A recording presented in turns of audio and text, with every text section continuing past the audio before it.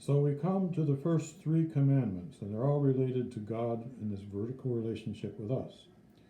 First of all, he says in verse 3, there should be no other gods before me. No other gods before me. Now, this really speaks to how big a topic idolatry is to the Lord. In fact, if you go through the whole history of Israel and as you read the prophets, there's one singular topic, and that is that Israel had been idolatrous. They had put other things or other gods before God.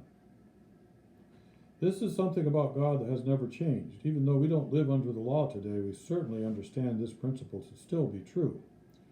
God wants nothing but our best.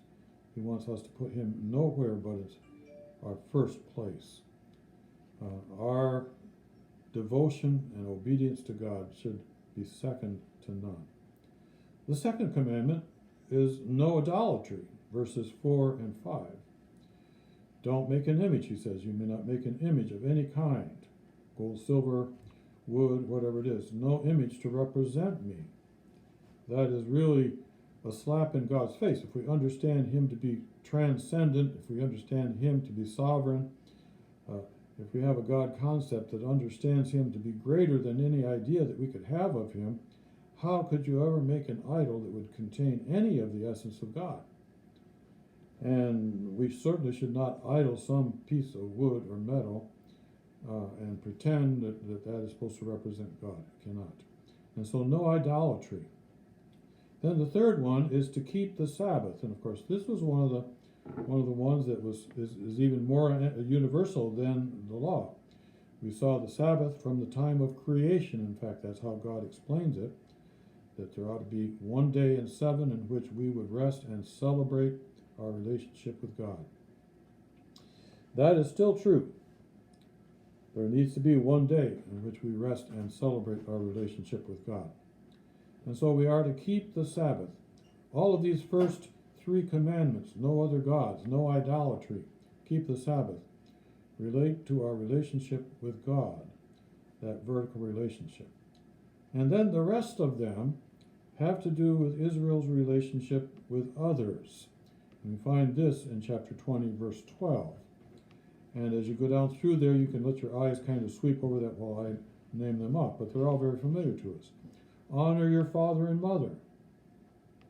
Honor your father and mother. There is to be that relationship. God states the family relationship that is his moral code.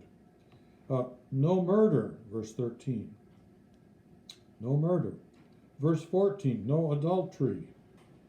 Again, these are all familiar, and they all have to do with how we treat others. No stealing, verse 15. And no lying, verse 16. No lying. And then finally, no coveting. And of course, that's greed. Greed is the bane of people who are not obedient to God. These are the 10 relationships that we should have with God and with others, as I said, that are the backbone of the total law. Everything else that he does concerning the law provides details to fill in for these. And so we have these 10 commandments God is going to give them. Our lesson has been about the fact that God instructs those that follow him. Our duty, our job, our commitment needs to be a commitment of obedience. We obey God. We establish the principle of obedience long before we learn all of the details of his instruction. And so he wanted the people of Israel to say, we will obey, and they did. And so then he begins to feed to Moses the law.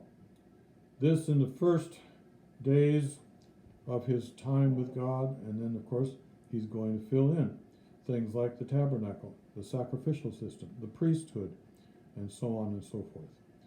And that gets very detailed as we come further down the road, but it's all to support these things. I want to draw one conclusion as I read Exodus 20:20. Moses said to the people, do not fear, for God has come to test you, that the fear of him may be before you, that you may not sin. That last phrase really states it all.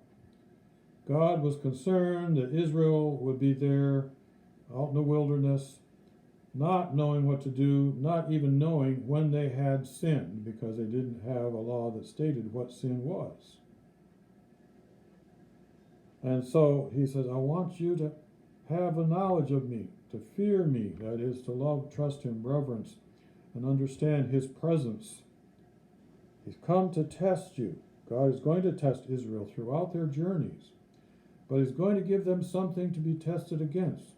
It's not just some unknown, unknowable thing out there that we're supposed to be good, but there are laws.